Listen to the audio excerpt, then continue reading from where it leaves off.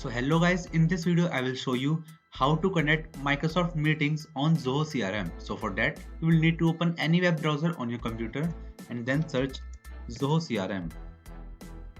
Now select the first website, log into your account right here, and after that select this profile icon right here. Now go with this option right here called Access Zoho CRM. Now select this settings icon. Go with this Microsoft option. Now you can see your Microsoft Meetings option right here. Now just select its enable button.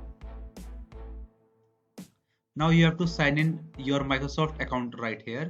So just like this, you guys can see my Microsoft Meetings now have connected with my Zoho CRM account. So just like that, you guys can also do it, and that's it for the video guys. If you find this video helpful, then make sure to share it with your friends and also subscribe to our channel for more such videos. And thanks for watching.